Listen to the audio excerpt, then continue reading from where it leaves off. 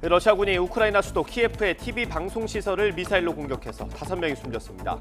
제2도시 하리코프에서는 시청과 민간인 거주 지역이 폭격을 당해 10여 명이 목숨을 잃은 것으로 전해졌습니다. 젤렌스키 우크라이나 대통령은 러시아가 폭격을 중단해야 추가 회담을 할 수 있다고 강조했습니다. 유럽연합 EU 가입도 즉각 승인해달라고 촉구했습니다. 우크라이나에서 태어난 지 한 달 된 한국 국적 쌍둥이 아기가 여권을 발급받지 못해서 수킬로미터를 걸어서 국경을 넘은 걸로 드러났습니다. 부모가 한국 대사관에 국경을 넘을 수 있게 지원해달라고 호소했지만 대사관 측은 이렇다 할 도움을 주지 않은 것으로 확인됐습니다. 국내 코로나19 신규 확진자가 처음으로 20만 명을 넘어섰습니다. 오늘 각급 학교가 개학하고 자율 방역에 들어가면서 학교 방역이 시험대에 올랐습니다. 대선을 일주일 앞두고 오늘 저녁 마지막 법정 TV 토론이 열립니다. 토론 주제는 사회 분야로 여야 후보는 복지 정책과 재원 조달 방안 등을 놓고 경론을 벌이고 부동층 표심 잡기에 주력할 걸로 보입니다. 오늘 아침 다시 영하권 추위가 찾아왔지만 낮에는 기온이 크게 오르며 포근하겠습니다. 강원 동해안과 영남 지역 곳곳에 건조특보가 이어지면서 산불 등 화재에 유의하셔야겠습니다.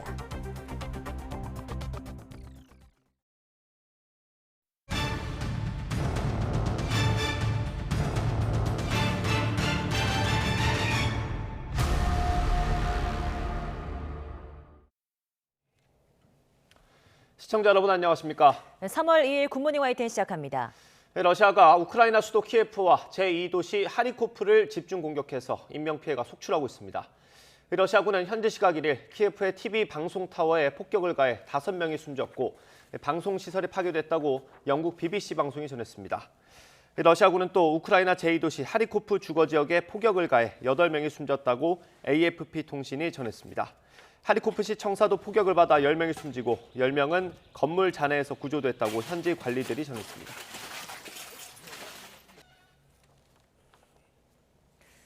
우크라이나의 볼로디미르 젤렌스키 대통령이 러시아가 폭격을 중단해야 러시아와 추가 회담을 할 수 있다고 밝혔습니다.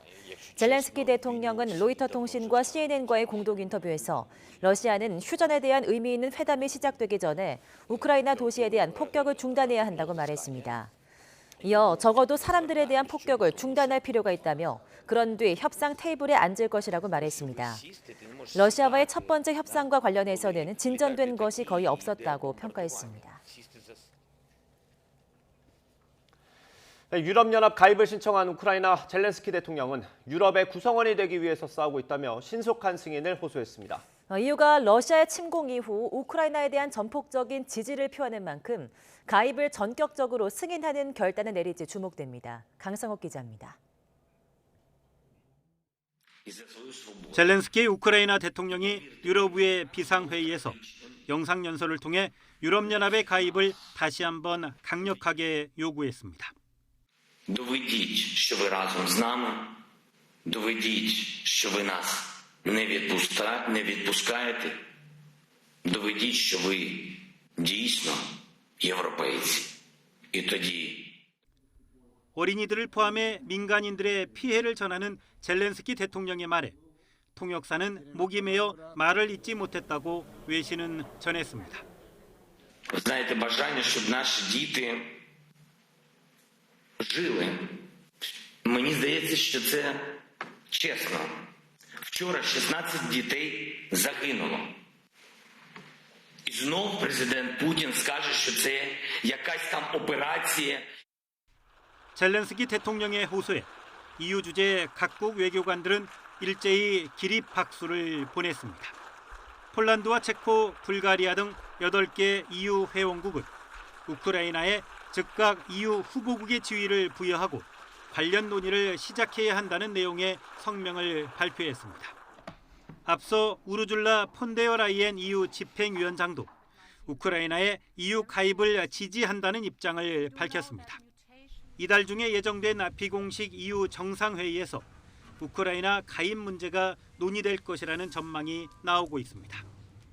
EU 가입은 27개 회원국들이 만장일치로 찬성해야 가능하며 절차상으로 결코 쉽지 않다고 CNN은 전망했습니다.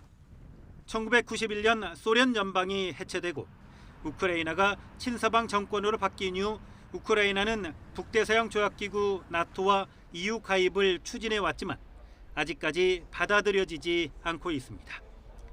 하지만 러시아의 침공 이후 유럽연합이 우크라이나에 전폭적인 지지를 표하는 만큼 EU 가입을 전격적으로 승인하는 결단을 내릴지 주목됩니다. YTN 강성욱입니다. 네, 세르게이 라브로프 러시아 외무장관은 우크라이나가 핵무기를 가지려 노력하고 있고 이러한 진짜 위험에 반드시 대응해야 한다며 침공을 정당화하는 주장을 했습니다. 로이터 통신 보도에 따르면 라브로프 장관은 유엔 군축회의 화상 연설을 통해 우크라이나는 여전히 소련의 기술과 무기의 이동 수단을 갖고 있다며 이같이 말했습니다. 그러나 라브로프 장관의 연설이 시작되자 프랑스와 영국 등 여러 나라 외교관들이 러시아의 우크라이나 침공에 항의하는 뜻에서 회의장을 나갔습니다. 러시아 우방인 벨라루스 대통령이 우크라이나와의 국경에 병력을 추가로 배치하고 있다고 밝혔습니다. 로이터는 벨라루스 국영 벨타 통신을 이용해서 알렉산드로 루카셴코 대통령이 오늘 우크라이나와 맞닿은 남부 국경을 강화하고 있고 부대를 추가로 배치하고 있다고 말했다고 전했습니다. 루카셴코 대통령은 이들은 잘 훈련된 신속 전개군으로 벨라루스에 대한 어떠한 도발과 군사 행동도 멈출 준비가 돼 있다고 말했습니다. 유엔 난민기구는 러시아의 침공이 시작된 뒤 다른 국가로 떠난 우크라이나 피난민이 66만 명을 넘겼다고 밝혔습니다. 로이터 통신은 샤비아 만투 유엔 난민기구 대변인이 언론 브리핑에서 피난민 대부분이 여성과 아이들이라며 이같이 말했다고 보도했습니다. 만투 대변인은 이어서 피난민들이 폴란드에 입국하기 위해서 60시간을 대기하고 있으며 루마니아 국경의 입국 대기줄은 20km에 이른다고 덧붙였습니다. 네, 저 군사시설만 타격한다고 했던 러시아의 공격은 민간 시설로 확대되고 있습니다. 민간인 희생자도 잇따르는 가운데 폭격으로 숨진 6살 소녀의 모습이 공개됐습니다. 한현희 기자입니다. 러시아군의 폭격을 받은 우크라이나의 항구 도시 마리우폴의 한 응급실. 구급대원들이 축 늘어진 6살 아이에게 심폐소생술을 합니다. 아무것도 해줄 수 없는 엄마는 그저 하염없이 눈물만 흘릴 뿐입니다. 의료진이 전력을 다해 노력했지만 아이는 다시 깨어나지 못했습니다. Да, покажите этому путинскому хуйлу вот эти глаза вот этого ребенка и плачущих врачей. Пидор гнойный, чтоб он сдох, сучара. 러시아의 무차별적 공격으로 민간인 사망자가 늘어나는 가운데 아무것도 모르는 아이들까지 희생되고 있는 겁니다.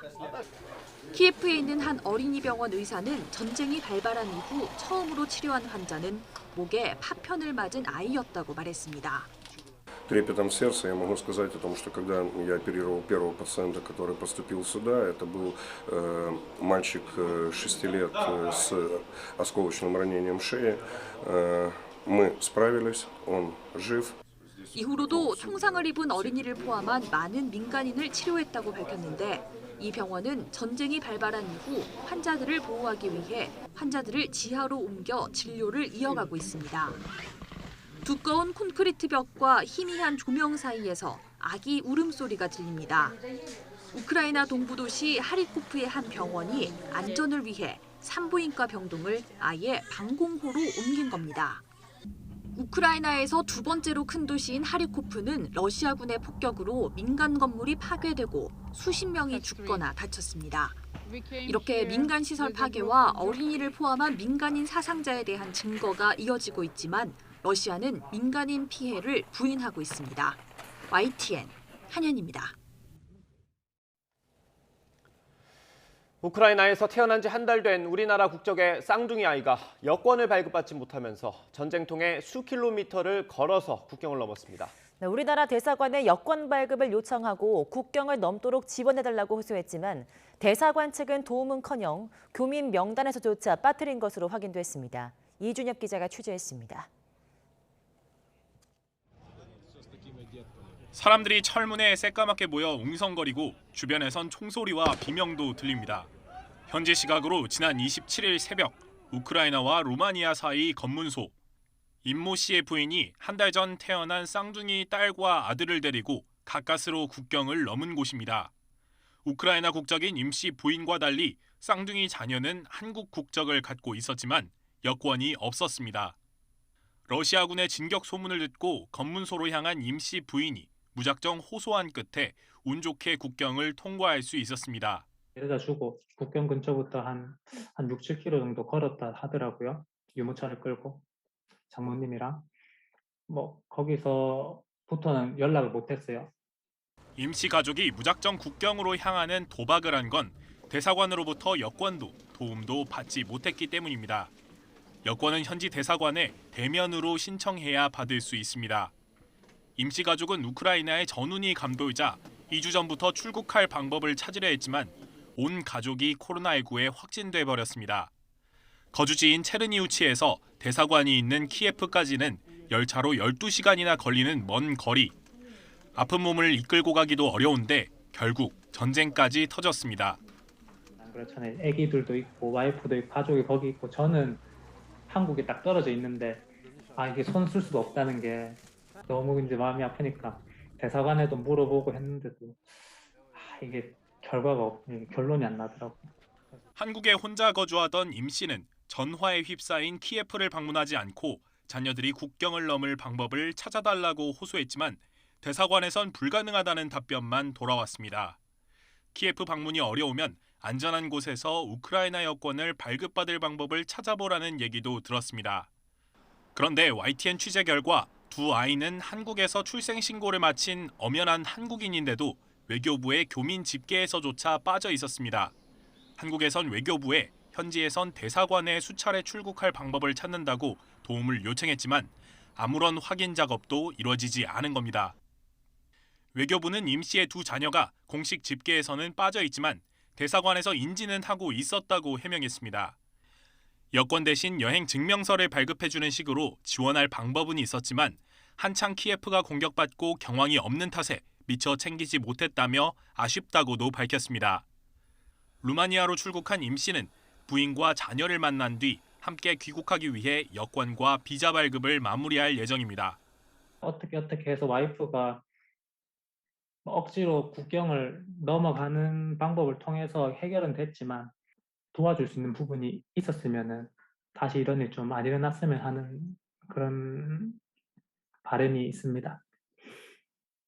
YTN 이준엽입니다. 윌리 아데예모 미국 재무부 부장관은 우리나라의 러시아 제재 동참에 환영한다는 뜻을 밝혔습니다. 미국 재무부는 현지 시각 1일 보도자료를 통해 아데예모 부장관이 2억 원 기획재정부 1차관과 면담했다면서 이같이 전했습니다. 아데예모 부장관은 러시아 주요 은행을 국제은행 간 통신협회 스위프트 결제망에서 배제하고 수출 통제 조처를 발표한 것 등 한국 정부의 협력을 환영한다고 말했습니다. 이들은 면담에서 국제법과 안보를 유지하기 위한 양국 파트너십의 중요한 역할을 재확인했으며 러시아의 적대적 행동에 대응하기 위해 국제사회와 계속 긴밀히 협력할 것을 약속했다고 미국 재무부는 밝혔습니다.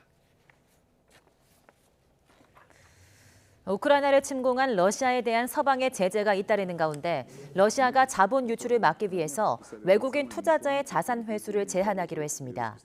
로이터와 AFP 통신 등에 따르면 미하엘 미슈스틴 러시아 총리는 정보회의에서 러시아 자산에서의 이탈을 일시적으로 제한할 대통령령이 준비됐다고 밝혔습니다. 또 제재 상황에서 외국인 투자자가 경제적 요인이 아니라 정치적 압력에 이끌리고 있다며 기업가들이 숙고해 결정을 내릴 수 있도록 이같이 결정했다고 설명했습니다. 국제에너지기구 IEA 회원국들이 비상 비축유 6천만 배럴을 방출하기로 합의했습니다. IEA 31개 회원국은 현지 시각 1일 화상회의를 열고 국제 원유 시장에 러시아의 우크라이나 침공으로 인한 공급 부족은 없을 거라는 통일되고 강한 메시지를 주기 위해 이같이 결정했다고 밝혔습니다. 회원국들이 비상 비축유를 방출하기로 뜻을 모은 건 지난 2011년 이후 처음이고 1974년 아랍의 석유 금수 조치로 제도가 만들어진 이후 네 번째입니다.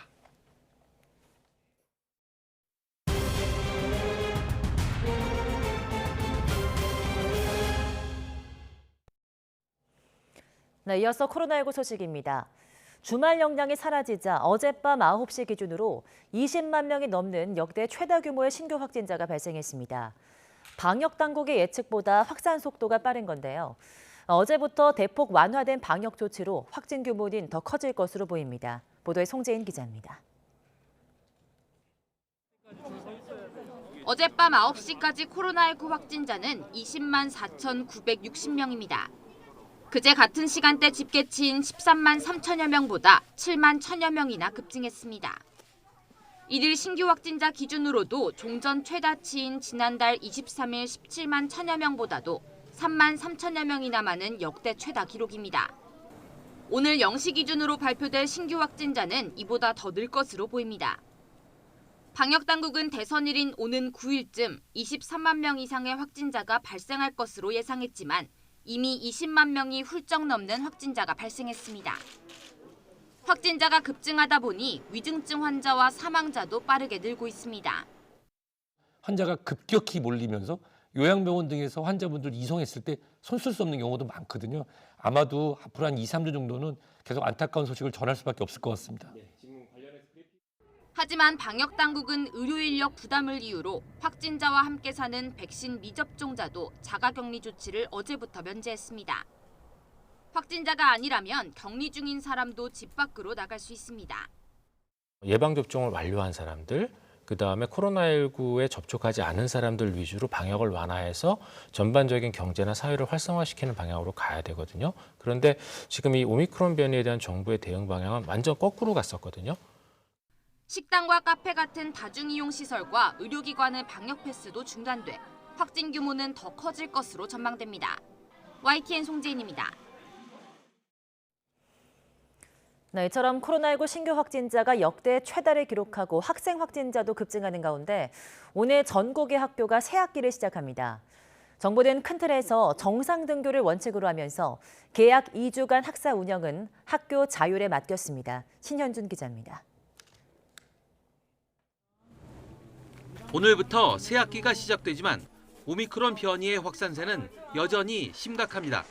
학생 나이대인 18살 이하의 확진자 비율은 최근 25% 안팎으로 하루 3, 4만 명씩 확진자가 나오고 있습니다. 사정이 이렇자 정부는 오는 11일까지 2주간을 새학기 적응 주간으로 운영합니다. 정상 등교를 원칙으로 하면서 이 기간에 학교가 자율적으로 학사 운영 방식을 조절할 수 있도록 한 겁니다. 확진자 규모 등에서 학교 간 그리고 지역 간의 차이가 클 것을 대비해서 탄력적인 학사 운영을 제시한 것이기 때문에 학교들이 다소 불편함이 있으시더라도 학생들에겐 일주일에 2번씩 신속 항원 검사를 할 수 있도록 자가 검사 키트를 제공합니다. 월요일과 목요일 등교 전에 결과를 자가 진단 앱에 기록해야 하지만 강제는 아닙니다. 같이 사는 가족이 확진됐을 때 등교 여부는 14일을 기준으로 바뀝니다.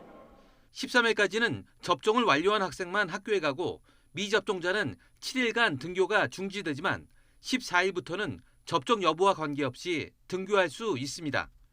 다만 PCR 검사 결과가 나올 때까지 사흘간은 등교 중지가 권고됩니다. 또 코로나19에 확진되거나 격리해 등교하지 못해도 출석으로 인정합니다. 이때도 따로 증빙 자료를 낼 필요 없이 방역당국의 문자 메시지를 학교에 통보만 하면 됩니다. 교육부는 또 학교에서 집단 감염이 발생하면 이동형 신속 PCR 검사소와 이동형 검체팀을 최우선 투입해 확산 차단에 나설 방침입니다. YTN 신현주입니다. 네, 전광훈 목사 측이 300명 이상 집회가 불가능한 상황에서 선거 유세와 기도회를 명목으로 수천 명이 모이는 변칙적인 집회를 열었습니다. 네, 지난 2020년 광복절 집회가 코로나19 2차 대유행의 단초가 됐는데요. 관계 당국은 관련법 위반 여부를 검토하고 있습니다. 우철희 기자입니다. 제103주년 3.1절 서울 청계광장 일대가 태극기와 성조기를 나란히 손에 든 인파로 가득합니다. 전국에서 모인 것으로 추정되는 지역 명칭이 적힌 팻말이 곳곳에서 보이고 함성도 터져 나옵니다. 전광훈 목사가 이끄는 국민혁명당 측이 주도한 행사입니다. 명목은 해당 정당 소속으로 서울 종로구 보궐선거에 출마한 후보의 선거 유세와 기도회, 후보 유세가 있긴 했지만 전 목사 발언을 비롯해 집회와 별반 다를 게 없습니다. 현행 방역 지침상 집회의 경우 최대 300명 미만으로 모일 수 있는데 경찰 추산 약 7,000명이 참석했습니다. 선거운동은 인원 제한이 없어 대규모 인원이 합법적으로 모일 수 있고 제재가 어렵다는 점을 이용한 것으로 보입니다. 이제 12시까지는 공개 장소 연설 대담으로 볼 수 있는데 12시 이후에 이제 진행된 구국 기도회 같은 경우는 공개 장소 연설 대담으로는 볼 수 없는 집회고요. 이 때문에 경찰도 병력을 투입하긴 했지만 해산 명령이나 방역 수칙 위반 경고 대신 질서 유지에 주력했습니다. 경찰과 방역 당국은 이번 행사가 불법 집회에 해당하는지 관련법 위반 여부 검토에 들어갔습니다. 앞서 전광훈 목사 측은 지난 2020년 8.15 광복절 당시 대규모 집회를 강행해서 코로나19 2차 대유행의 원인으로 지목되기도 했습니다. 오미크론의 무서운 확산세 속에 대규모 인원이 밀집한 행사의 여파가 우려되는 가운데 전 목사 측은 오는 5일에도 다시 기도회 형식의 행사를 개최할 예정입니다. YTN 우철입니다.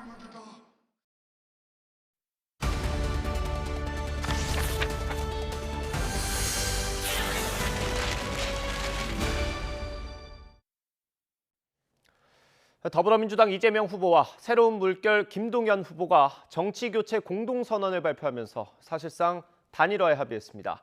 민주당이 정치개혁을 고리로 외연을 확장한 걸로 볼 수 있습니다. 나연수 기자의 보도입니다. 더불어민주당 이재명, 새로운 물결 김동연 대선 후보는 선거를 여드레 앞둔 3.1절 오후 전격 회동했습니다. 만나자마자 손을 맞잡은 두 사람은 20분 남짓한 대화 끝에 통합정부 구성에 뜻을 모았다고 발표했습니다. 서로 간에 여러 가지 신의와 또 성의를 가지고 대화를 한 끝에 오늘 정치교체와 또 통합정부 운영과 구성에 대한 합의를 이루게 된 것을 대단히 기쁘게 생각합니다.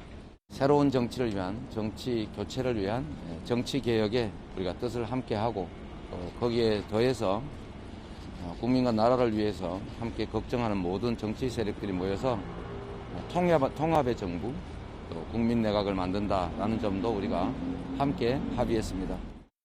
합의문에는 20대 대통령 임기를 1년 단축하고 정부 출범 1년 안에 분권형 대통령제, 책임 총리제 등을 담은 개헌안을 만드는 내용이 담겼습니다. 또 대통령 취임 전 연동형 비례대표제 등 선거제도 개혁과 국회의원 면책특권 폐지, 국민소환제 도입, 삼선 초과 연임 금지 등을 포함한 정치개혁 법안을 만들어 국회에 제출하기로 했습니다. 사실상의 단일화 성사로 보이는데 당장 김 후보 사퇴나 단일화 논의가 오간 건 아니라는 설명입니다. 후보 사퇴 얘기는 나오지 않았고요. 그 부분은 추가 더 논의를 하기로 하겠습니다. 다만 후속 절차를 밟는데 오랜 시간이 걸리지 않을 것이라고 밝힌 만큼 김 후보는 조만간 후보직을 사퇴하고 이 후보의 선거운동을 지원할 것으로 보입니다. 선거를 목전에 둔 3.1절, 이 후보는 위기마다 민중의 힘이 모였던 서울 명동거리에서 막판 총력전을 펼쳤습니다. 오늘 이곳 명동에서 한판승 세기를 박는 승리의 큰 걸음을 시작하겠다. 함께 해주시겠습니까, 여러분? 여론조사 결과 공표 금지를 앞두고도 양강 후보 지지율 초접전이 이어지는 이례적 선거. 결국 서울 부동층 표심이 대선 승패의 결정타라고 보고 남은 기간 유세 화력을 집중한다는 계획입니다. YTN 나연수입니다. 단일화 논의가 결렬된 야권에서는 정권 교체를 위해서 힘을 모아야 한다는 목소리가 여전합니다. 국민의당 안철수 후보는 국민의힘을 비판하면서 버티고 있지만 단판에 대한 압박이 갈수록 커지고 있습니다. 김승환 기자가 보도합니다. 자유한국당 비대위원장을 지낸 임명진 목사가 기자회견을 열고 국민의당 안철수 후보에 대한 지지를 철회했습니다. 국민의 간절한 염원인 야권 단일화를 안 후보가 거절했다고 볼 수밖에 없다면서 사실상 책임론을 제기하며 안 후보를 압박한 겁니다. 아무리 자기가 무슨 소신이 있다 하더라도 국민들의 목소리를 들어야 되는 것이 아닌가. 그런 점에서 우리는 참 많이 실망을 했습니다. 심야까지 이어진 국민의힘 의원총회에서도 단일화 불씨를 살려야 한다는 의원들의 목소리가 연이어 나왔습니다. 국민에게 끝까지 안철수 후보와의 단일화를 위해 포기하지 않는 모습을 보여야 한다는 요구가 많았습니다. 윤석열, 안철수 두 후보의 단일화 결렬 선언에도 단일화 요구가 여전한 상황에서 국민의힘은 공식적으로 그 끈을 놓지 않겠다면서도 실현 가능성에 대해선 의문을 표했습니다. 결국은 본인이 만나는 게 중요한데 본인은 만날 수가 없고 그런 상황에서 우리가 현실적인 어려움은 있습니다. 국민의당 안철수 후보는 윤석열 후보가 만나자고 하면 만날 의향이 있느냐는 질문에 정치인 누구든 만날 수 있다고 말했지만 이를 두고 전격 회동의 여지를 둔 것 아니냐는 해석이 나오자 다시 선을 그었습니다. 비공개 협상 과정을 낱낱이 공개해버린 측과 어떻게 다시 만나겠냐는 겁니다. 제가 말씀드린 것은 정확한 어떤 어젠다가 있을 때 그런 말씀을 드린 겁니다. 양측은 협상 결렬 뒤 책임을 떠넘기는 장외 설전을 펼치면서 앙금이 더욱 쌓여가고 있지만 후보 간 단판을 염두에 둔 단일화 압박은 수그러들지 않는 모습입니다. YTN 김승환입니다. 국민의힘 윤석열 후보는 경선 때 경쟁했던 당내 주자들과 서울에서 뭉쳤습니다. 대대적인 원팀 유세에서 윤 후보는 무능한 정권을 심판하자고 호소했습니다. 이경국 기자가 보도합니다. 3.1절을 맞아 독립유공자 후손들과 현충원을 찾은 윤석열 후보. 윤 후보는 순국 선열들을 기리며 자유민주주의의 중요성을 거듭 강조했습니다. 서울 유세전에 나선 윤 후보는 자유민주주의를 지키기 위해 굳건한 국방력과 동맹국과의 강한 연대가 필요하다고 역설했습니다. 안보는 죽고 사는 문제 아닙니까? 이게 확실하게 보장되어야 우리가 잘 먹고 잘 살 수 있고. 민주당과 이재명 후보를 향해서는 투표를 통해 심판해야 할 부패하고 무능한 세력이라며 비판을 쏟아냈습니다. 특히 이 후보가 정치를 개혁하겠다며 내건 통합정부론을 향해서도 날을 세웠습니다. 다수당 횡포를 이어가다가 선거 열흘 앞두고 통합이라는 게 웬 말입니까, 여러분? 국민 통합 아무나 합니까? 썩고 부패한 사람이 통합하자면 누가 거기에 호응하겠습니까, 여러분? 서울 신촌에서는 첫 원팀 유세를 펼치며 대대적인 보수층 결집에 나섰습니다. 당내 경선에서 함께 경쟁했던 주자들도 모두 한자리에 모여 원팀 정신에 힘을 실었습니다. 지원 유세에 나선 홍준표 의원과 유승민 전 의원은 경제와 안보 문제를 해결할 적임자는 윤 후보라며 지지를 호소했습니다. 미적거리고 평화 타령만 하고 어떻게 이 나라를 지키겠습니까? 윤석열 후보를 선출을 해서 이제 새로운 세상을 한번 만들고 문재인 정권이 망쳐놓은 경제 이제 우리가 정권 교체해서 반드시 살립시다, 여러분. 막판 총력전이 시작된 가운데 당 지도부는 사전투표를 적극 장려하며 최종 투표율 높이기에 힘을 쏟고 있습니다. 확진자 급증으로 지지율이 높은 고령층이 투표를 포기할 가능성을 낮추고 높은 정권 교체 여론을 표심으로 이어가겠다는 판단입니다. YTN 이경국입니다. 중앙선거관리위원회가 주관하는 마지막 대선 후보 법정 TV토론이 오늘 저녁 8시부터 2시간 동안 진행됩니다. 지난 2차 토론회처럼 이번에도 의석수와 일정 득표율에 충족한 민주당 이재명, 국민의힘 윤석열, 정의당 심상정, 국민의당 안철수 후보가 참가합니다. 토론 주제는 사회 분야로 복지 정책과 재원 조달 방안, 인구 절벽 대책 등 각종 주제를 놓고 격돌할 예정입니다. 검찰 등 수사기관 개혁 방안과 여성 관련 정책을 두고도 공방이 벌어질 것으로 보입니다. 내일부터 여론조사를 하더라도 그 결과를 공표하는 게 금지됩니다. 공표 금지 기간은 내일부터 본투표가 끝나는 9일 저녁 7시 반까지입니다. 다만 오늘까지 실시한 여론조사 결과를 인용해 보도하는 건 가능합니다. 문재인 대통령은 제103주년 3.1절 기념식에서 일본이 역사를 직시하고 역사 앞에서 겸허해야 한다고 강조했습니다. 또 한일 양국의 협력은 미래 세대를 위한 현 세대의 책무라면서 우리는 항상 대화의 문을 열어둘 것이라고 말했습니다. 문 대통령의 3.1절 기념사 직접 들어보겠습니다. 한일 양국의 협력은 미래 세대를 위한 현 세대의 책무입니다. 가까운 이웃인 한국과 일본이 한때 불행했던 과거의 역사를 딛고 미래를 향해 협력할 수 있어야 합니다. 일본이 선진국으로서 리더십을 가지기를 진심으로 바랍니다. 그러기 위해서 일본은 역사를 직시하고 역사 앞에서 겸허해야 합니다. 한때 불행했던 과거로 인해 때때로 덧나는 이웃나라 국민의 상처를 공감할 수 있을 때 일본은 신뢰받는 나라가 될 것입니다. 전 세계적 과제의 대응에 함께하기 위해 항상 대화의 문을 열어둘 것입니다. 일본 도쿄에서도 103번째 3.1절을 맞아 동포들이 마련한 기념식이 열렸습니다. 일본 언론들은 문 대통령이 임기 마지막 3.1절 기념사에서 일본의 역사를 직시할 것을 촉구했지만 현안 해결을 위한 새로운 제안은 없었다고 보도했습니다. 도쿄에서 이경아 특파원이 보도합니다.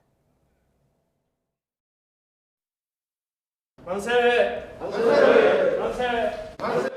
103년 전 그날과 같은 만세 소리가 일본 도쿄 도심에 울려 퍼집니다. 제1본 대한민국 민단이 마련한 3.1절 기념식입니다. 참석자들은 당시 제3세계 독립운동의 선구 역할을 한 역사적 의미를 되새기며 기미 독립선언서 낭독과 함께 한반도 평화에 기여하자는 내용의 결의문을 채택했습니다. 문재인 대통령의 3.1절 기념사를 전한 강창일 주일 한국대사는 잘못된 역사 인식이 일본 사회에도 바람직하지 않다고 지적했습니다. 일본 지금 젊은 친구들도 역사 교육 제대로 받아서 그다음에 그런 속에서 평화, 아시아 평화, 세계 평화를 위해서 같이 나가야지요. 전쟁을 미화하고 이러시면 안 되는 거 아니겠습니까? 교도통신 등은 문 대통령이 임기 마지막 3.1절 기념사에서 일본의 역사를 직시하고 역사 앞에 겸허해야 한다고 밝힌 데 주목했습니다. NHK는 문 대통령의 연설이 일본의 한국의 국민 감정을 이해할 것을 촉구한 것으로 풀이했습니다. 강제동원과 위안부 문제에 대해 언급하지 않고 새로운 제안도 없었던 것은 오는 9일 대선을 염두에 둔 것으로 일본 언론들은 보고 있습니다. 한국 대선에 대해 말을 아끼고 있는 일본 정부는 새 정부 출범을 현안 타개의 중대한 계기로 보고 있습니다. 他国の内政についてコメントすることは差し控えたいと思います。旧朝鮮半島出身労働者問題や慰安婦問題などにより非常に厳しい状況にありますが、このまま放置することはできません。 다만 일본 정부가 핵심 현안에 대해 한국이 해법을 내라는 입장을 고수할 경우 기대만큼 대화의 속도가 붙기 어려울 것이란 전망도 나오고 있습니다. 도쿄에서 YTN 이경아입니다. 택배 노조가 CJ 대한통운 대리점 연합이 오늘까지 대화에 나서지 않을 경우 더 큰 투쟁에 나서겠다고 밝혔습니다. 민주노총 택배 노조는 서울 중구, CJ 대한통운 본사 앞에서 기자회견을 열고 노조가 그제 본사 1층 점거 농성을 해제했음에도 대리점 연합은 그건으로 비난하고 있다고 지적했습니다. 그러면서 오늘 오후 3시까지 대화에 나서지 않으면 파국의 책임은 전적으로 대리점 연합에 있다고 말했습니다. 농산물과 식품 가릴 것 없이 대부분 물가가 크게 오르고 있지만 양파는 예외입니다. 양파값이 지난해 대비 80%쯤 폭락해서 농가들이 최근 정부 대책의 보완을 요구하며 항의를 이어가고 있습니다. 보도에 김상호 기자입니다. 매서운 추위가 서서히 물러감에 따라 농사 준비에 바쁜 농민들이 어찌된 일인지 최근 전남과 제주 등 곳곳에 모여 양파밭을 갈아엎었습니다. 트랙터와 예초기 등을 동원해서 수확을 앞둔 멀쩡한 양파들을 잘라내며 폭락한 양파값 대책을 요구하며 시위를 벌였습니다. 오라통이 터집니다. 우리가 애지중지하며 키운 양파를 갈아엎는다는 것은 우리 농민들의 마음이 얼마나 간절한가를 보여주는 것입니다. 농산물과 식품 등 거의 대부분의 물가가 지난해에 이어 올해도 크게 오르고 있지만 양파는 예외입니다. 가격이 1년 전 이맘때에 비해 무려 80%쯤 폭락했습니다. 코로나 사태의 영향으로 학교 급식이 중단된 데다 식당 역시 손님이 줄면서 양파 소비가 급감했고 지난해 중순쯤 생산한 양파 재고가 평년 대비 14% 이상 창고에 쌓여 있기 때문입니다. 특히 다음 달은 해당파 출하 시기여서 양파값은 더 요동칠 것으로 예상됩니다. 전남 무안에서 양파 농업 9년째인 박주환 씨는 지난해 수확한 2만 개의 양파가 저온 창고에 쌓여 있다며 인건비도 못 건졌다고 말합니다. 양파 농사 지어가지고 지금 뭐 한 푼도 못 건진 상황이라서 뭐 인건비라든지 뭐 농사 들어간 비용이라든지 저희가 지금 다 안고 있는 거죠. 정부는 최근 40억 원을 투입해서 저장 양파 9,500톤을 시장 격리하는 대책 등을 내놨지만 양파 농가는 충분치 않다는 입장입니다. 농민들이 원하는 가격에 한 50%밖에 안 돼서 농민들이 이 안을 못 받아들이고 있는 겁니다. 가격 폭등과 폭락으로 이어지는 양파 파동은 한두 번이 아닌 상황. 오르면 중국 등에서 수입해서 가격을 잡고 내리면 혈세를 투입해 폐기하는 대책 등의 악순환은 여전히 반복되고 있습니다. YTN 김상호입니다. 네, 게임사 넥슨에 창업한 김정주 NXC 이사가 향년 54세를 일기로 세상을 떠났습니다. 넥슨 지주회사인 NXC는 어제 넥슨에 창업한 김정주 이사가 지난달 말 미국에서 유명을 달리했다고 밝혔습니다. NXC는 유가족 모두 황망한 상황이라서 자세히 설명하지 못함을 양해 부탁드린다며 고인은 이전부터 우울증 치료를 받아왔고 최근 악화한 것으로 보여 안타까울 뿐이라고 설명했습니다. 회사는 또 조용히 고인을 보내드리려 하는 유가족의 마음을 헤아려 주시길 간절히 바란다고 당부했습니다. 김정주 창업자의 별세 소식에 정치권은 한 목소리로 애도를 표했습니다. 먼저 민주당 이재명 후보는 SNS에서 김정주 회장은 우리나라 벤처 도전의 신화이자 게임 산업을 세계적으로 키워온 선구자라며 안타까움을 금할 수 없다고 말했습니다. 국민의힘 이준석 대표 역시 SNS를 통해 큰 별이 졌다고 전하며 대한민국 게임 산업의 발전에서 빼놓고 얘기할 수 없는 김 창업자의 별세를 비통한 마음으로 추모한다고 밝혔습니다. 시민들의 휴식을 위해 조성된 부산 낙동강변의 공원들이 캠핑족들의 추태로 몸살을 앓고 있습니다. 쓰레기 무단 투기를 비롯해서 강변에서 불을 피운 흔적까지 남아있는데 정작 관할 지자체는 단속할 근거가 없다고 합니다. 차상은 기자가 현장을 다녀왔습니다.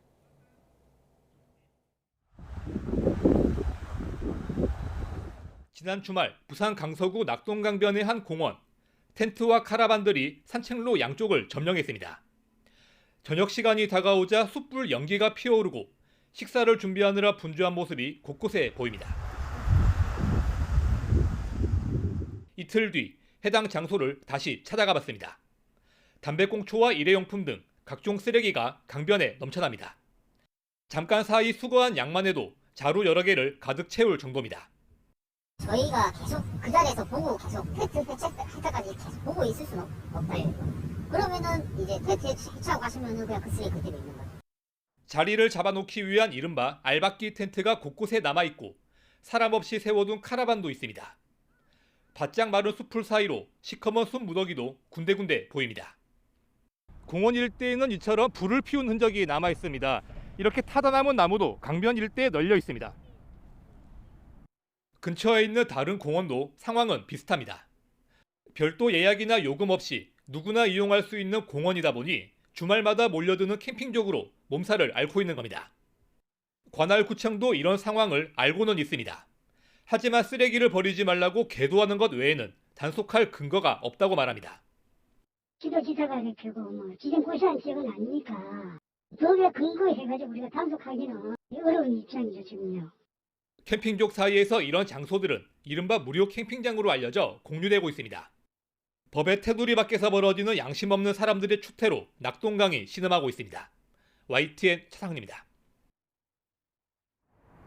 포근했던 어제와 달리 오늘 아침은 기온이 다시 영하권으로 떨어졌습니다. 현재 서울 기온은 영하 1.8도로 어제 같은 시각보다 무려 8도나 낮은데요. 한낮에는 기온이 10도 이상 오르면서 일교차가 크게 벌어지겠습니다. 심한 기온 변화에 감기 등 호흡기 질환에 걸리지 않도록 건강관리 잘해주시기 바랍니다. 오늘은 전국적으로 맑은 하늘이 펼쳐지겠고요. 대기질도 양호하겠습니다. 다만 밤부터 중국발 스모그가 유입되면서 수도권과 충청의 미세먼지 농도가 점차 짙어지겠습니다. 동해안을 비롯한 동쪽 지역은 여전히 건조한 날씨가 이어지고 있습니다. 낮부터는 바람까지 강하게 불 것으로 보이니까요. 작은 불씨가 대형 화재로 번지지 않도록 불씨 관리 잘해주시기 바랍니다. 오늘 아침 출근길에는 예년보다 춥겠습니다. 현재 서울 기온 영하 1.8도, 대전 영하 2.1도, 광주 0.4도, 대구는 1.7도를 보이고 있습니다. 낮 기온은 어제와 비슷해 포근하겠습니다. 서울 8도, 대전 12도, 광주 11도, 대구는 14도가 예상됩니다. 금요일에는 수도권과 영서지방에 또 한 차례 비나 눈이 내릴 전망입니다. 아침까지 강원과 충청, 경북 내륙을 중심으로는 짙은 안개가 끼는 곳이 있겠습니다. 이 지역에 계신 분들은 차간 간격을 넉넉히 두시고 속도를 줄여 안전운전 해주시기 바랍니다. 지금까지 서울 상암동에서 YTN 윤수빈입니다. 러시아군이 우크라이나 수도 키예프의 방송시설과 제2도시 하리코프의 민간인 거주 지역 등을 폭격해서 20여 명이 목숨을 잃은 걸로 전해졌습니다. 젤렌스키 우크라이나 대통령은 러시아가 폭격을 중단해야 추가 회담을 할 수 있다고 강조했습니다. 러시아의 우크라이나 침공 여파로 국제 유가가 1배럴에 다시 $100를 넘었습니다. 미국 등 국제에너지기구 IEA는 비상비축유 6천만 배럴을 방출하기로 합의했습니다. 국내 코로나19 신규 확진자가 처음으로 20만 명을 넘어섰습니다. 오늘 각급의 학교가 개학하고 자율방역에 들어가면서 학교 방역이 시험대에 올랐습니다. 대선을 일주일 앞두고 오늘 저녁 마지막 법정 TV 토론이 열립니다. 토론 주제는 사회 분야로 여야 후보는 복지 정책과 재원 조달 방안 등을 놓고 격론을 벌이며 부동층 표심 잡기에 주력할 것으로 보입니다.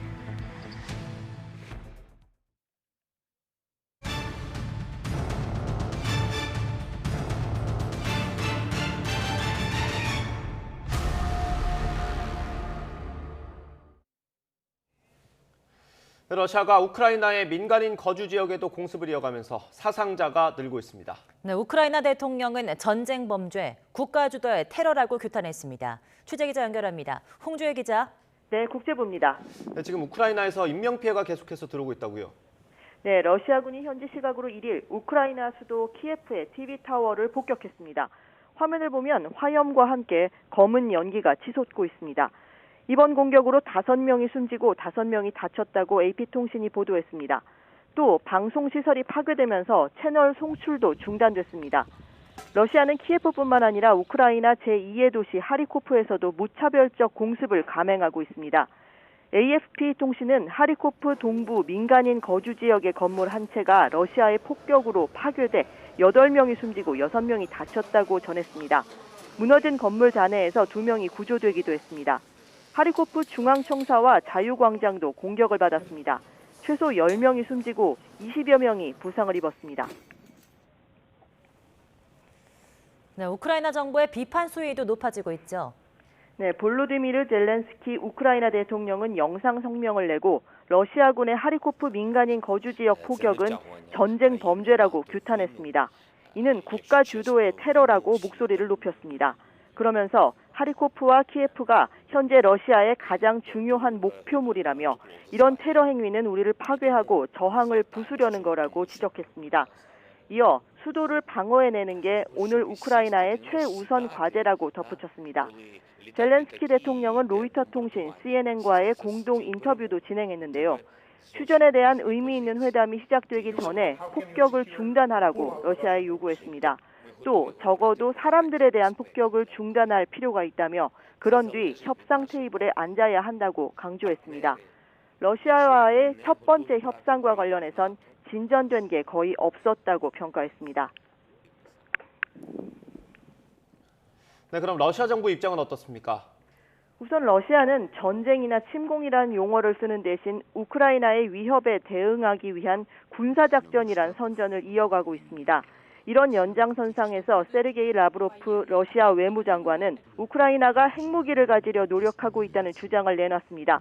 스위스 제네바에서 열린 유엔 군축회의 화상연설에서 우크라이나는 여전히 소련의 기술과 무기의 이동수단을 갖고 있다며 이같이 말했습니다. 이러한 진짜 위험에 대응해야 한다며 우크라이나 침공을 정당화했습니다. 그러나 이 발언을 제대로 들은 청중은 별로 없었습니다. 라브로프 장관의 연설이 시작되자 각국의 외교관들이 우크라이나 침공에 대한 항의의 표시로 줄지어 회의장을 나갔기 때문입니다. 1시간 뒤쯤 열린 유엔 인권이사회 고위급 회의에서도 라브로프 장관을 향한 이른바 퇴장 시위가 이어졌습니다. 네, 서방을 중심으로 한 러시아에 대한 제재는 어떻게 진행되고 있습니까? 주요 7개국 G7 재무부 장관들은 화상회의를 열고 현 제재 이행과 추가 제재 도입에 대해 의견을 나눴습니다. G7 순회 의장국인 독일의 크리스티안 린트너 재무장관은 제안을 평가한 뒤 며칠 안에 이와 관련한 결정이 있을 거라고 설명했습니다. 린트너 장관은 우리는 러시아를 정치적, 재정적, 경제적으로 고립시키기를 원한다며 서방의 제재는 이미 러시아의 자본시장과 통화에 매우 큰 영향을 줬다고 평가했습니다. 이에 앞서 브리노 르메르 프랑스 재정경제부 장관은 라디오 방송 인터뷰에서 러시아와 경제 전면전을 벌이겠다고 말했습니다.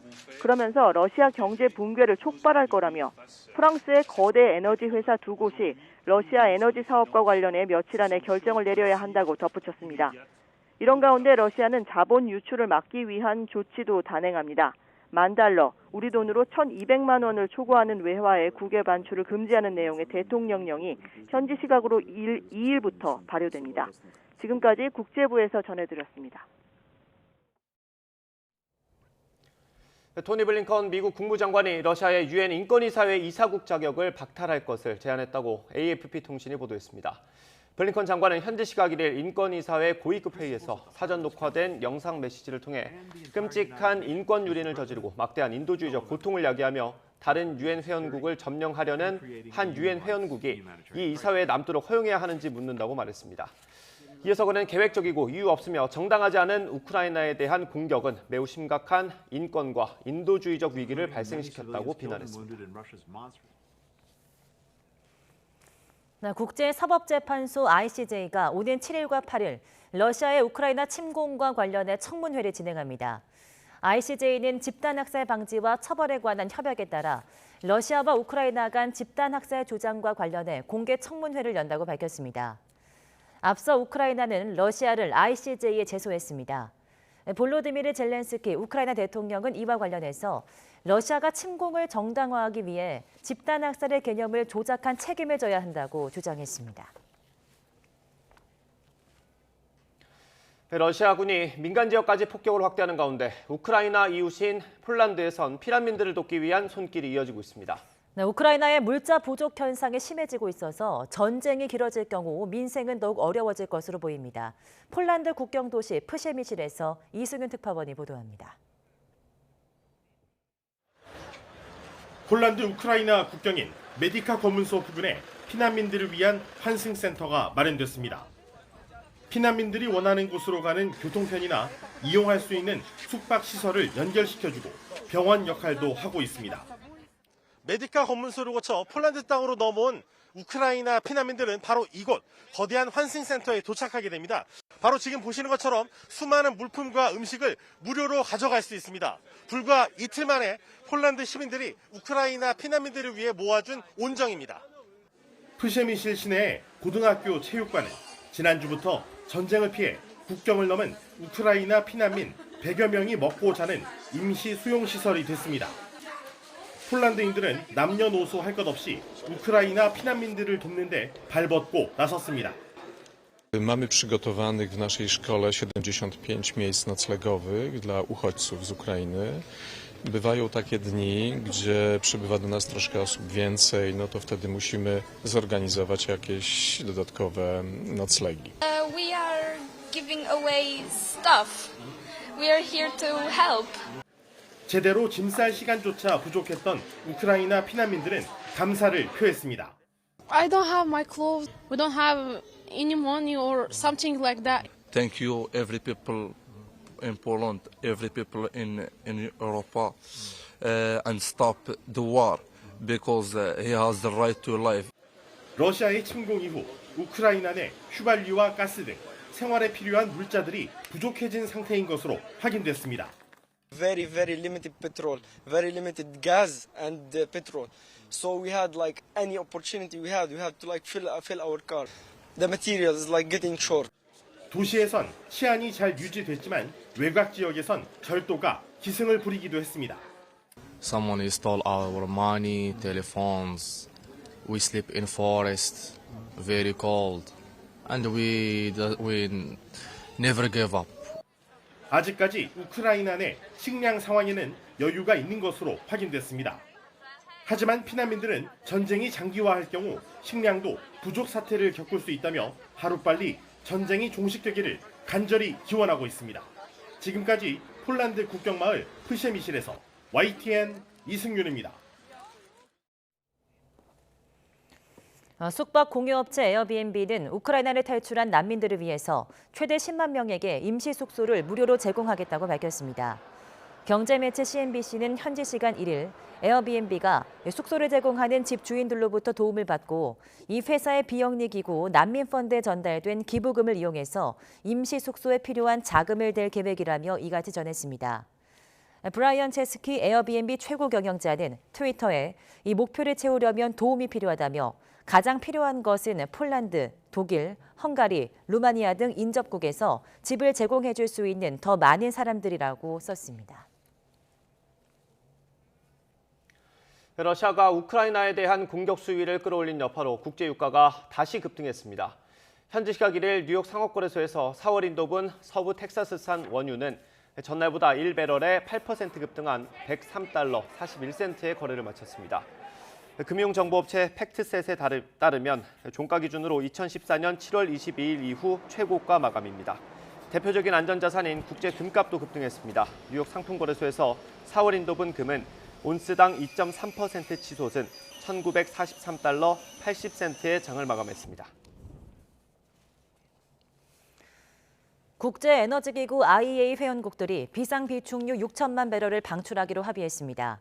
IEA 31개 회원국은 현지 시간 1일 화상회의를 열고 국제 원유 시장에 러시아의 우크라이나 침공으로 인한 공급 부족은 없을 것이라는 통일되고 강한 메시지를 주기 위해서 이같이 결정했다고 밝혔습니다.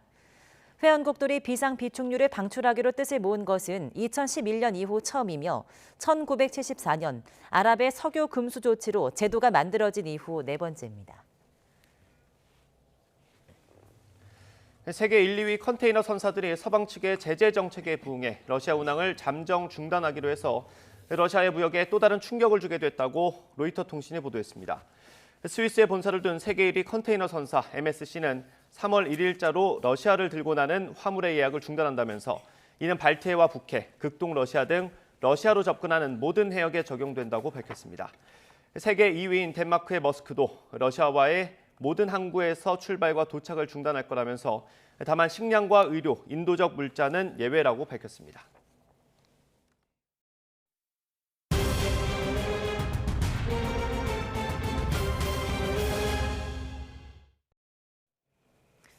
네, 오미크론 확산세에 어젯밤 9시 기준으로 20만 명이 넘는 역대 최다 규모 신규 확진자가 발생했습니다. 어제 0시부터 밤 9시까지 코로나19 신규 확진자는 20만 4,960명입니다. 전날 같은 시간보다 7만 1,000여 명이 급증했고 일일 신규 확진자 기준으로도 종전 최다치인 지난 23일 17만 1,000여 명보다도 3만 3천여 명 많은 역대 최다 기록입니다. 오늘 발표될 신규 확진자는 22만 명대, 많으면 23만 명 안팎이 될 것으로 보입니다. 네, 3월의 첫날이었던 어제 식당을 비롯한 다중이용시설에서 방역 패스가 해제됐습니다. 징검다리 연휴의 영향으로 확진자 수가 다소 줄긴 했는데 양성률은 처음으로 40%대로 올라섰습니다. 강정규 기자입니다. 식당 입구에서 QR코드를 확인하는 태블릿 PC가 꺼져 있습니다. 이제 습관이 돼버린 방역 패스가 해제된 첫날.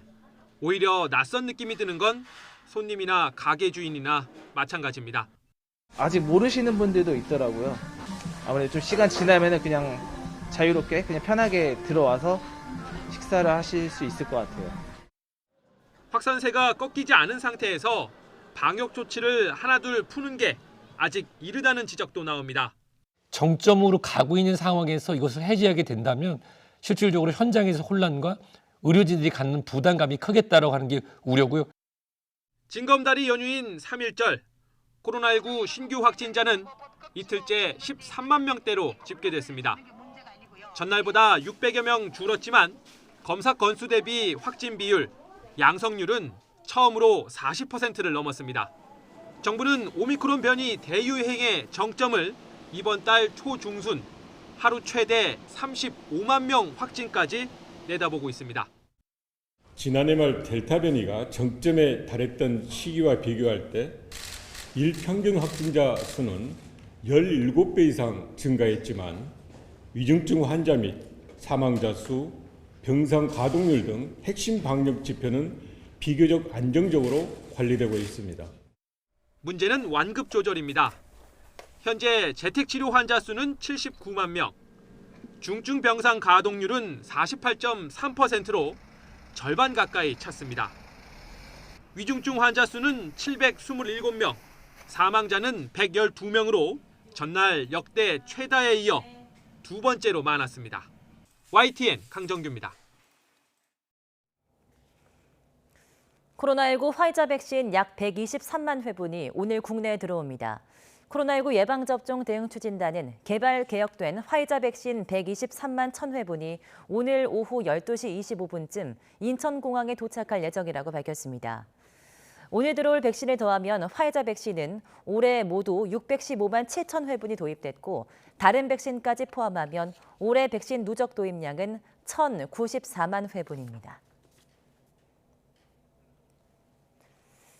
사랑제일교회 전광훈 목사가 이끄는 국민혁명당이 광화문 일대에서 또 3.1절 기도회를 진행했습니다. 이들은 어제 오전 서울 중구 청계광장에서 종로구 국회의원 보궐선거에 출마한 국민혁명당 구본철 후보 선거 유세와 함께 3.1절 천만 기도회를 열었습니다. 이번 집회에는 3,000명 이상, 주최 측 기준 10만 명이 현장에 집결한 것으로 알려졌습니다. 집회는 299명으로 인원이 제한되지만 전 목사 측은 인원 제한이 없는 선거 유세로 신고해서 이어지는 기도회에 대해서도 별도 제재는 없었습니다.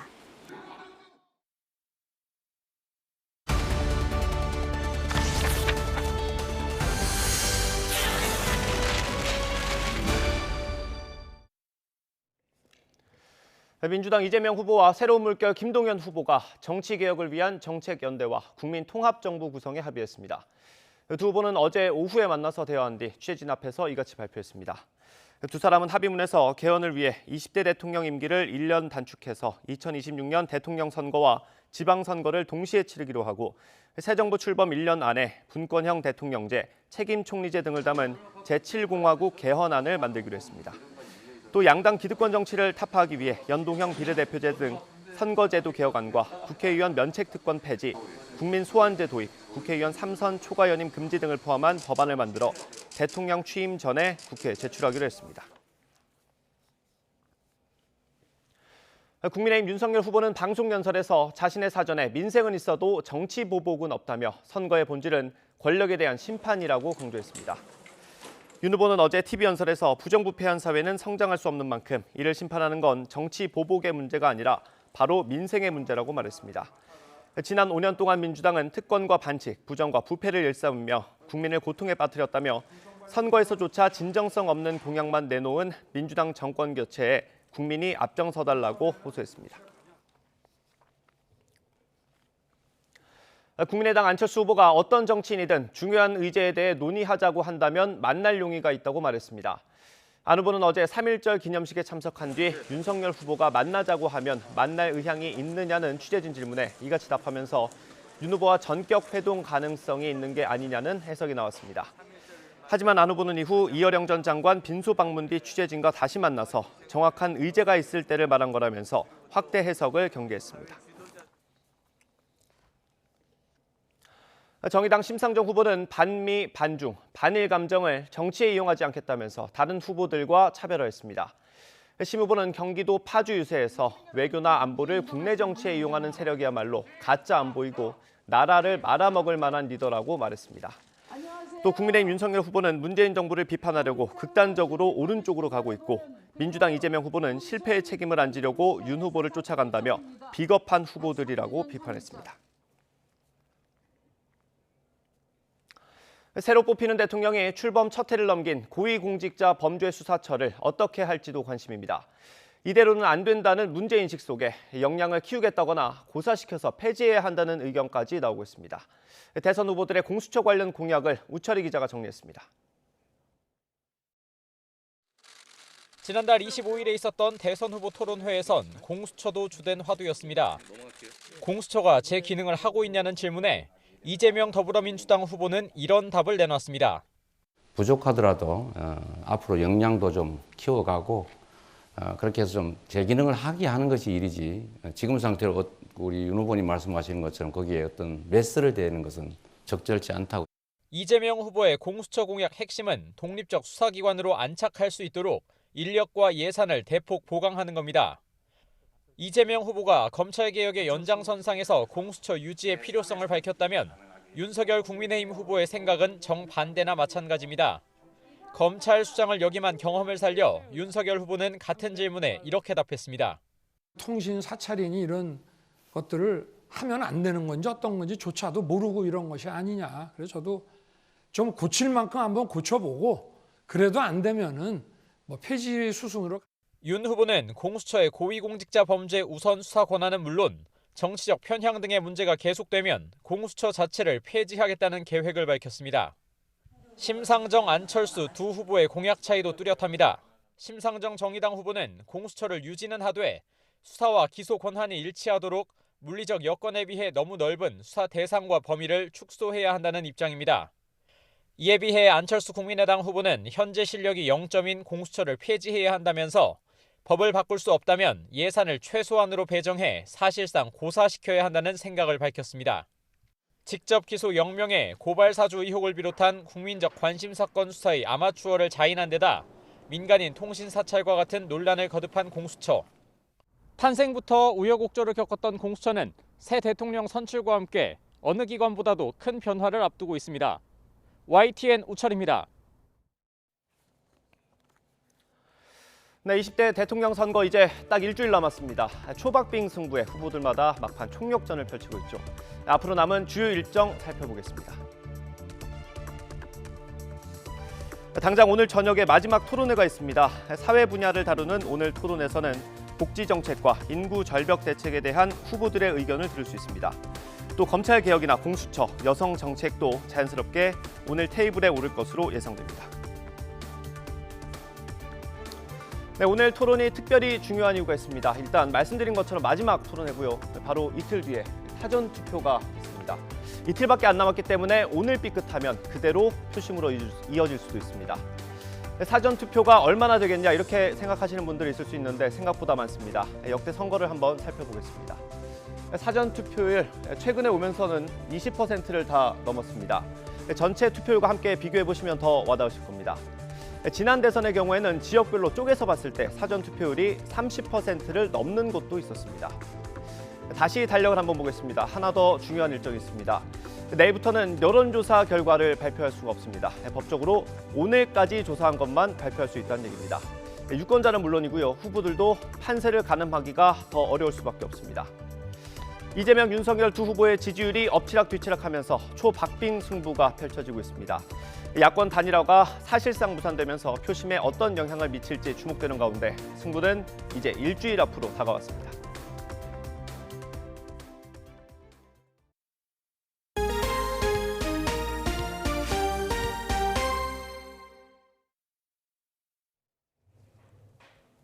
제103주년 3.1절 기념식이 올해 새로 문을 연 대한민국 임시정부 기념관에서 열렸습니다. 임기 중 마지막 3.1절 기념식에 참석한 문재인 대통령은 일본의 역사를 직시하라면서도 한일 대화의 문은 언제든 열어두겠다고 밝혔습니다. 홍선기 기자입니다. 올해로 103도를 맞은 3.1절 기념식이 새로 문을 연 대한민국 임시정부 기념관에서 열렸습니다. 대한 사람 대한으로라는 주제로 열린 올해 3.1절 기념식은 코로나 상황을 고려해 독립유공자 후손 등 50여 명만 참석한 가운데 소규모로 진행됐습니다.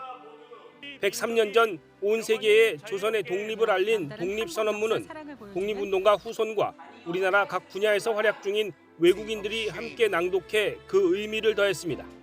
互いに仲良く新しい世の中を作っていくことが互いに災いを避け幸せになる近道ではないだろうか. 올해도 독립유공자 219명이 건국훈장 등 정부 포상을 받았습니다. 임기 중 마지막 3.1절 기념식에 참석한 문재인 대통령은 우크라이나 사태를 고려한 듯 국제 질서에 휘둘리지 않는 강력한 힘을 강조했습니다. 3.1 독립운동의 정신이 오늘 우리에게 주는 교훈은 강대국 중심의 국제 질서에 휘둘리지 않고 우리의 역사를 우리가 주도해 나갈 수 있는 힘을 가져야 한다는 것입니다. 또 항일 독립운동의 큰 줄기는 민족의 대동단결과 통합이라며 한반도 평화와 이를 위한 남북 대화를 역설했습니다.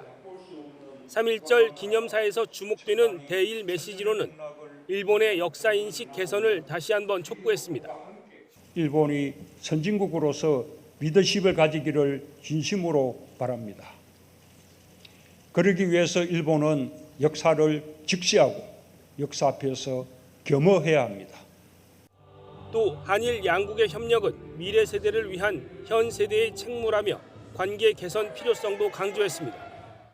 문 대통령은 일본을 향해 대화의 문을 항상 열어놓겠다며 임기 마지막까지 한일 관계 개선 노력을 멈추지 않겠다는 의지도 함께 강조했습니다. YTN 홍선기입니다.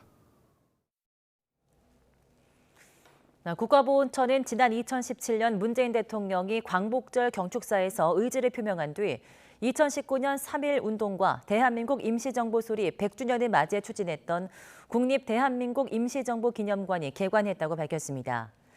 보훈처는 대한민국 임시정부 기념관은 대한민국 임시정부의 자주독립과 민주공화제 정신을 자랑스러운 역사로 재조명해서 후대에 전승될 수 있도록 추진했다며 이같이 말했습니다. 서울 서대문구 통일로의 옛 서대문구 의회 부지에 건립된 대한민국 임시정부 기념관은 지하 3층, 지하 4층의 건물에 3개의 상설 전시실과 1개 특별 전시실로 구성됐으며 1919년 3.1 운동 이후 지금까지 자료 1000여 점이 전시됐습니다. 지난해 국내 소비자가 외국에서 사용한 신용카드 금액이 3년 만에 증가세로 돌아섰습니다. 한국은행은 지난해 신용카드 해외 사용액은 122억 3천만 달러, 14조 원 정도로 전년보다 18.6% 증가했다고 밝혔습니다. 신용카드 사용액은 지난 2019년 0.5% 줄어든 이후 코로나19 확산에 따라 2020년에는 103억 1천만 달러로 많이 감소했습니다. 한국은행은 출국자 수는 줄었지만 온라인을 통한 해외 직접 구매가 증가하면서 신용카드 사용액이 늘었다고 설명했습니다. 오늘 아침은 어제보다 따뜻한 옷차림이 필요하겠습니다. 현재 서울 기온은 영하 2.2도로 다시 영하권 추위가 찾아왔는데요. 다행히 낮 동안에는 예년 수준의 초봄 날씨를 회복하겠지만 일교차가 10도 안팎으로 크게 벌어지겠습니다. 환절기 건강관리 잘 해주셔야겠습니다. 오늘은 전국이 대체로 맑겠고 대기질도 양호하겠습니다. 다만 수도권과 충청 지역은 밤 한때 먼지 농도가 짙어질 수 있겠습니다. 동쪽 지역은 건조한 날씨가 계속되고 있습니다. 낮부터는 바람까지 강해질 것으로 보이니까요. 불씨 관리도 철저히 해주셔야겠습니다. 오늘 아침은 예년 기온을 다소 밑돌겠습니다. 현재 서울 기온은 영하 2.2도, 대전은 영하 2.5도, 대구는 1.6도를 나타내고 있습니다. 낮 동안에는 기온이 크게 올라서 비교적 포근하겠는데요. 오늘 서울의 한낮 기온은 8도, 대전은 12도, 대구와 울산은 14도 선까지 크게 오르겠습니다. 금요일에는 수도권과 영서지방에 비나 눈이 내릴 전망입니다. 지금까지 날씨 정보였습니다.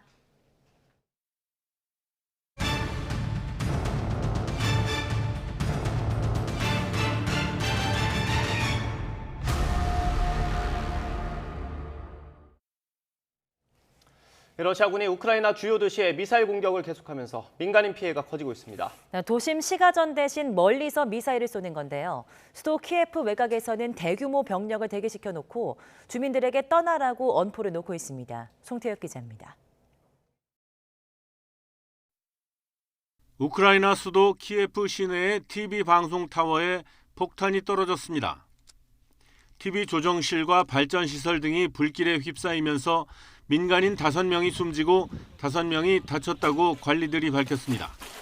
앞서 러시아 국방부는 키예프 시내 주요 시설에 대한 미사일 공격을 예고하고 주민들에게 거주지를 떠나라고 경고했습니다. 우크라이나 제2의 도시 하리코프의 피해는 더 큽니다.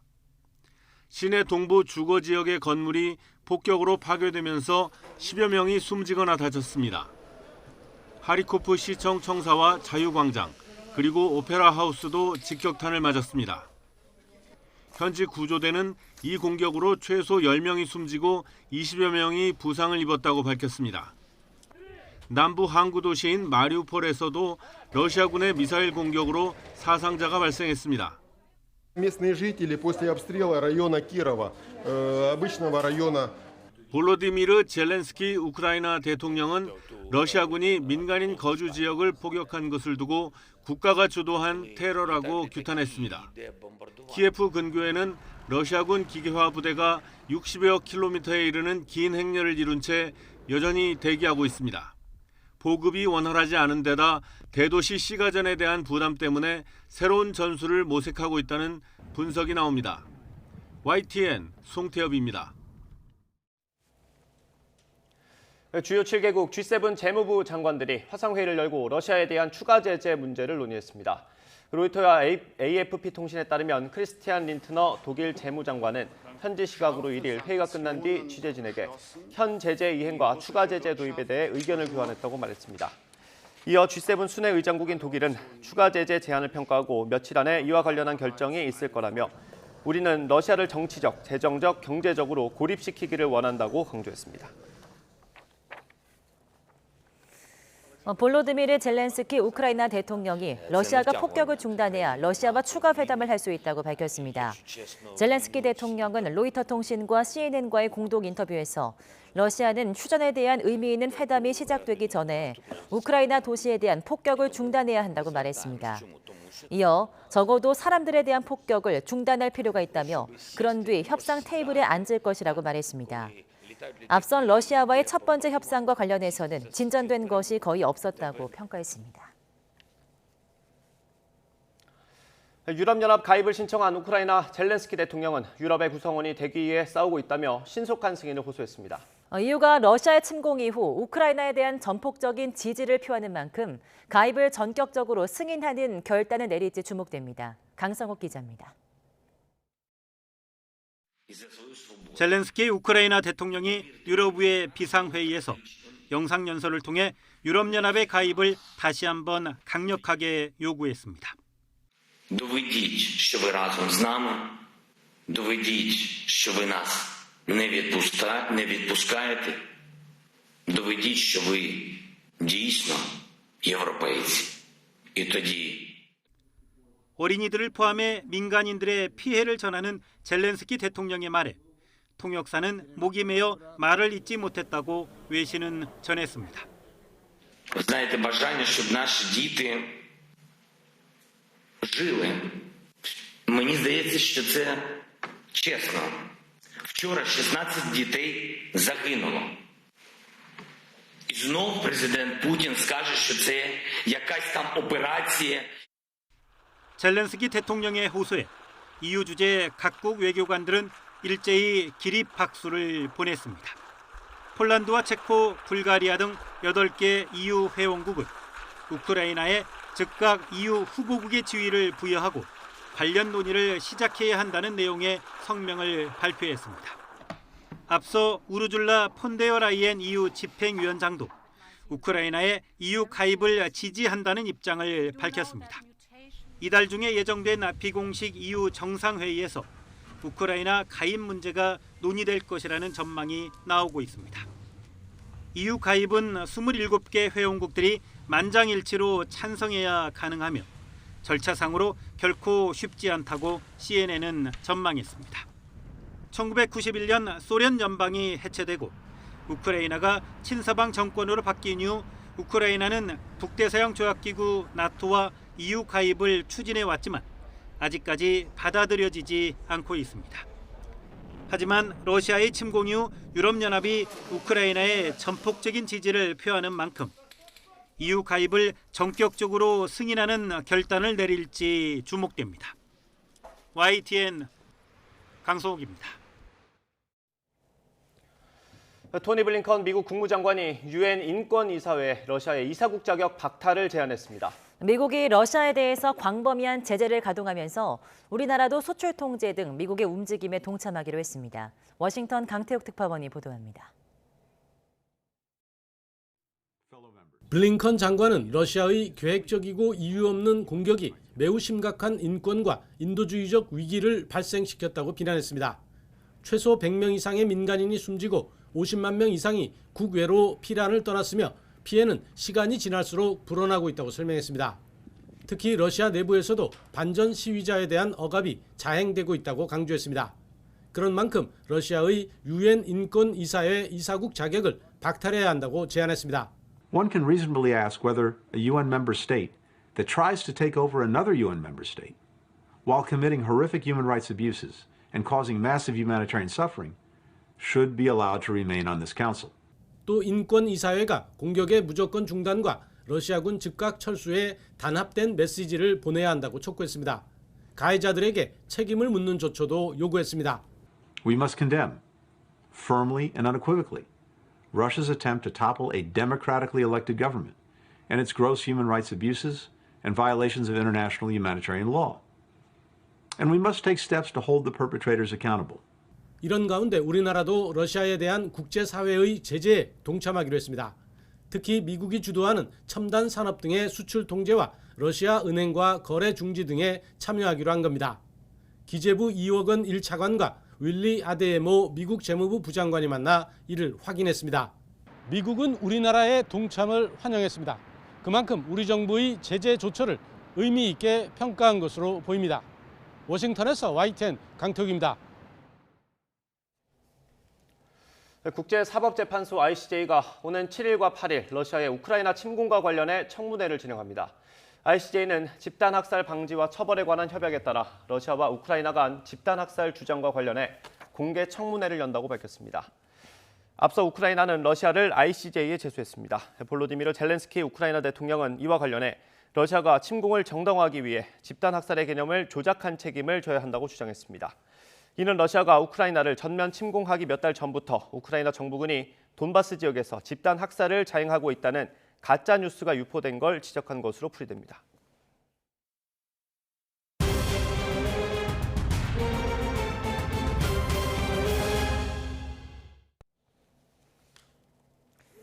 주말 영량이 사라지면서 어젯밤 9시 기준으로 20만 명이 넘는 역대 최다 규모의 신규 확진자가 발생했습니다. 방역 당국의 예측보다 확산 속도가 빠른 건데요. 어제부터 대폭 완화된 방역 조치로 확진 규모는 더 커질 것으로 보입니다. 송재인 기자입니다.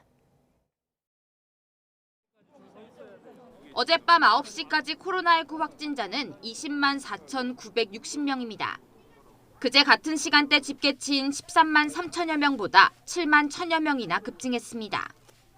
이들 신규 확진자 기준으로도 종전 최다치인 지난달 23일 17만 1천여 명보다도 3만 3천여 명이나 많은 역대 최다 기록입니다.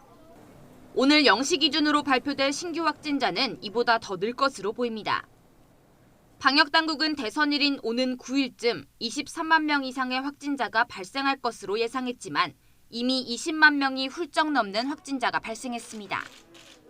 확진자가 급증하다 보니 위중증 환자와 사망자도 빠르게 늘고 있습니다.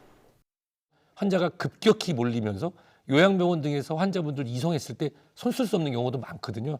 아마도 앞으로 한 2, 3주 정도는 계속 안타까운 소식을 전할 수밖에 없을 것 같습니다. 하지만 방역당국은 의료인력 부담을 이유로 확진자와 함께 사는 백신 미접종자도 자가격리 조치를 어제부터 면제했습니다. 확진자가 아니라면 격리 중인 사람도 집 밖으로 나갈 수 있습니다.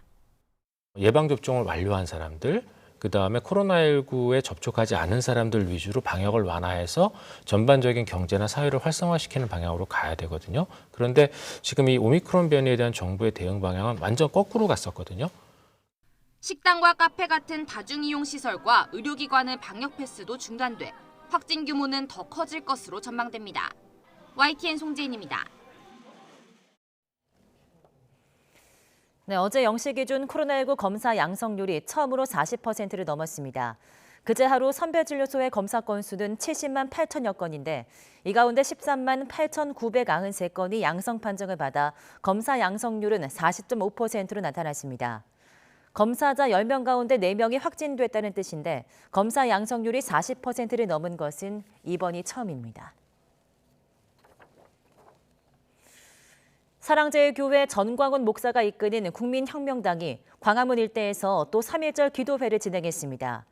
이들은 어제 오전 서울 중구 청계광장에서 종로구 국회의원 보궐선거에 출마한 국민혁명당 구본철 후보 선거 유세와 함께 3.1절 천만 기도회를 열었습니다. 어제 집회에는 3,000명 이상, 주최 측 기준 10만 명이 현장에 집결한 것으로 알려졌습니다. 집회는 299명으로 인원이 제한되지만 전 목사 측은 인원 제한이 없는 선거 유세로 신고해서 이어지는 기도회에 대해서도 별도 제재는 없었습니다.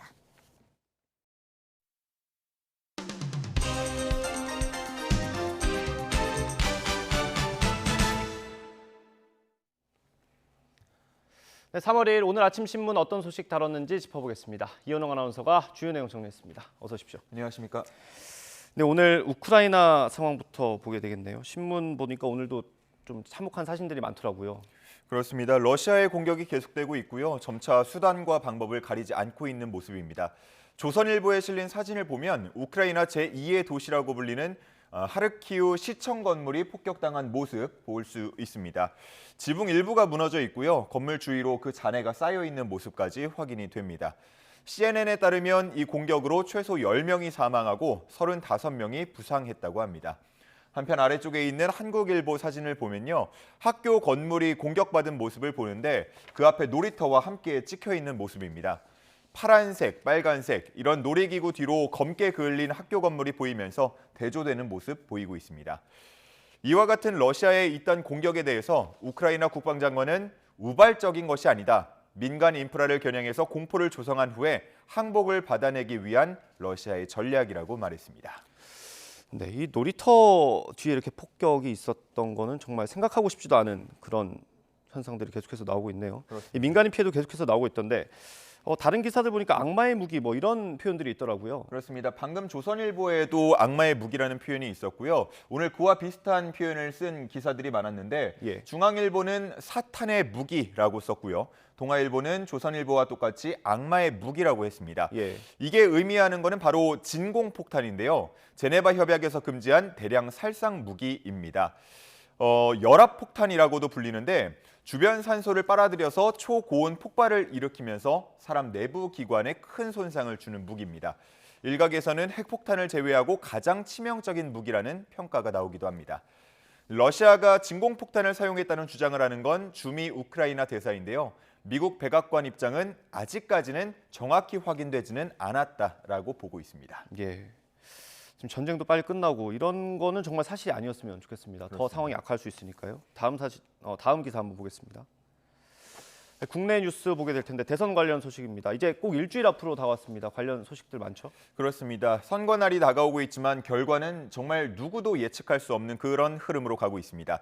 이런 상황에 표심을 확인할 수 있는 것은 여론조사일 텐데 이제 내일부터 실시되는 여론조사 결과는 공직선거법에 따라서 공표할 수 없도록 되어 있습니다. 동아일보에 실린 기사를 보면요. 마지막 여론조사 결과가 후보 기세에 영향을 미치고 또 부동층을 흡수하는 데에도 중요한 역할을 하기 때문에 마지막으로 공개되는 여론조사 가장 중요하다고 보고 있습니다. 실제로 그동안 마지막 여론조사 1위가 대선에서 승리했다는 내용도 담고 있었는데요. 한국갤럽 조사 기준입니다. 지난 1997년 15대 대선부터 2017년 19대 대선까지 모두 마지막 여론조사 1위가 최종 승리를 했다는 내용 담고 있었습니다. 그렇기 때문에 현재 민주당과 국민의힘이 지지자들에게 마지막 여론조사에 적극 참여해달라고 캠페인을 벌이고 있는 상황이라고 합니다. 네, 여론조사 결과 안 나오면 저희도 그렇고요. 유권자도 좀 답답하실 것 같습니다. 그렇죠. 네, 각 캠프에서도 좀 유불리를 판단하기 어려우니까요. 쉽지 않을 것 같고. 이제 사전 투표는 이틀 뒤에요. 그런데 야권 단일화가 계속해서 얘기가 나오고 있습니다. 맞습니다. 뭐 그와 관련한 기사들도 많이 실려 있는데 먼저 이 사진을 보여드리고 싶네요. 어제 3.1절 기념식에서 찍힌 사진인데 안철수 후보와 이준석 대표가 악수하는 모습입니다. 예. 뭐 손은 잡고 있는데 둘의 표정을 보면 무언가 묘하다라는 생각이 들죠. 최근 단일화 협상 과정에서 국민의힘이 공개적으로 이제 뭐 공방이 오고 갔는데 네. 이 대표가 안 후보에게 날선 말을 하기도 했었던 그런 기억이 납니다. 그동안 쌓인 감정을 그대로 보여주는 그런 사진이 아닐까 해서 한번 소개를 해봤고요. 예. 또 안 후보 표정을 보면 민주당 송영길 대표와 악수할 때와는 좀 확연한 차이를 보이는 모습도 확인할 수 있었습니다. 예. 그래서 이 사진에 더 관심이 많이 쏠렸던 것 같습니다. 국민의힘은 여전히 노력은 해보겠다라는 입장인데 이 신문은 사전투표 이전에 단일화가 되지 않는다면 사실상 무산된 거라고 분석하고 있었습니다. 중진 의원의 인터뷰도 실렸는데요. 3일까지 그러니까 이제 내일까지 단일화가 되지 않으면 사실상 끝난 것이다 이런 이야기를 하기도 했습니다. 야권은 이런 분위기라면 민주당에서는 사실상 단일화가 하나 성사된 분위기인데 이재명 후보와 김동연 후보가 정치개혁에 합의하고 공동선언도 발표했습니다. 후보직 사퇴에 대한 얘기가 어제 구체적으로 나오진 않았는데 새로운 물결 측은 조만간 입장을 발표하겠다라고 이야기하고 있습니다. 네. 오늘 기자회견이 예고가 돼 있더라고요. 아마 거기서 입장을 내놓을 것 같고요.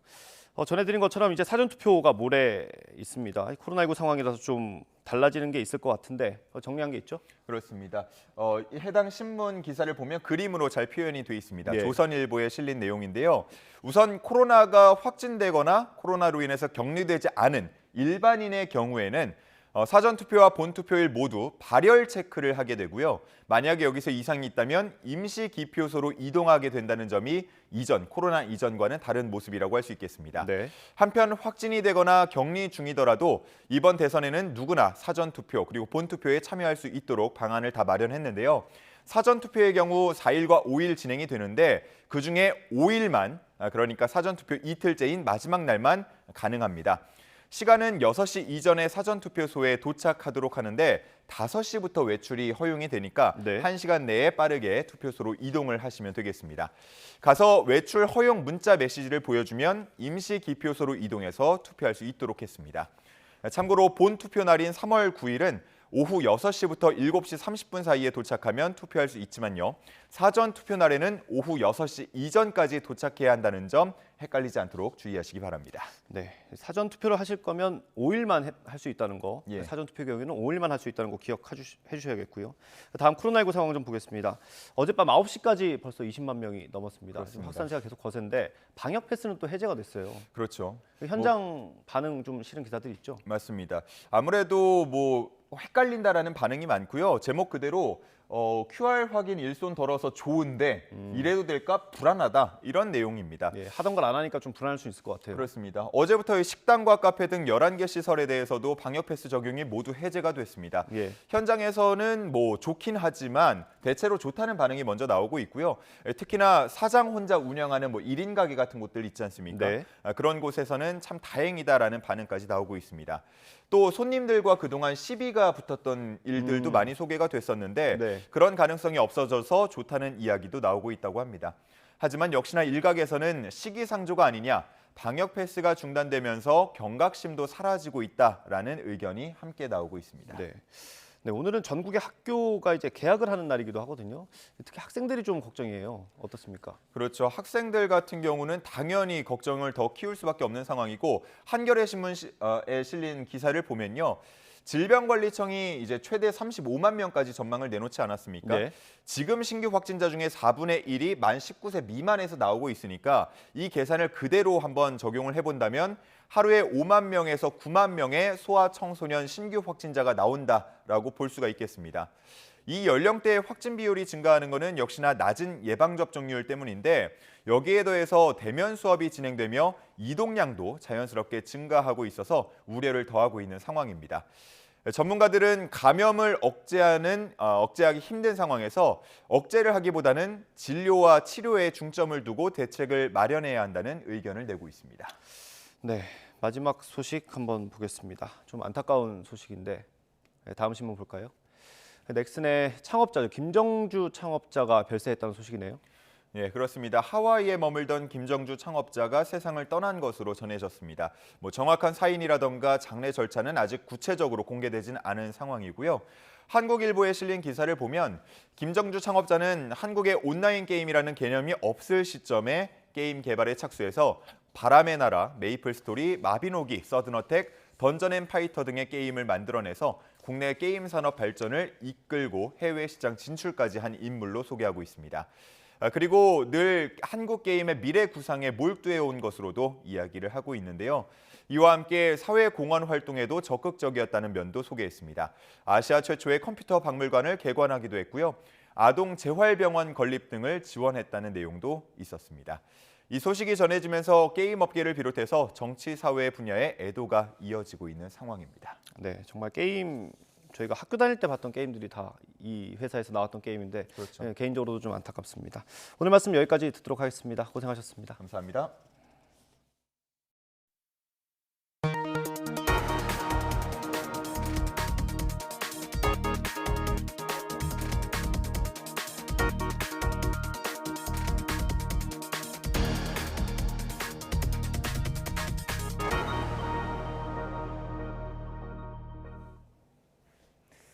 네, 농산물과 식품 등 대부분의 물가가 지난해에 이어서 올해도 크게 오르고 있지만 양파만은 홀로 예외입니다. 양파값이 지난해 대비 80%쯤 폭락해서 농가들이 최근 정부 대책의 보완을 요구하면서 항의를 이어가고 있습니다. 보도에 김사구 기자입니다. 매서운 추위가 서서히 물러감에 따라 농사 준비에 바쁜 농민들이 어찌된 일인지 최근 전남과 제주 등 곳곳에 모여 양파밭을 갈아엎었습니다. 트랙터와 예초기 등을 동원해서 수확을 앞둔 멀쩡한 양파들을 잘라내며 폭락한 양파값 대책을 요구하며 시위를 벌였습니다. 우라통이 터집니다. 우리가 애지중지하며 키운 양파를 갈아엎는다는 것은 우리 농민들의 마음이 얼마나 간절한가를 보여주는 것입니다. 농산물과 식품 등 거의 대부분의 물가가 지난해에 이어 올해도 크게 오르고 있지만 양파는 예외입니다. 가격이 1년 전 이맘때에 비해 무려 80%쯤 폭락했습니다. 코로나 사태의 영향으로 학교 급식이 중단된 데다 식당 역시 손님이 줄면서 양파 소비가 급감했고 지난해 중순쯤 생산한 양파 재고가 평년 대비 14% 이상 창고에 쌓여 있기 때문입니다. 특히 다음 달은 해당파 출하 시기여서 양파값은 더 요동칠 것으로 예상됩니다.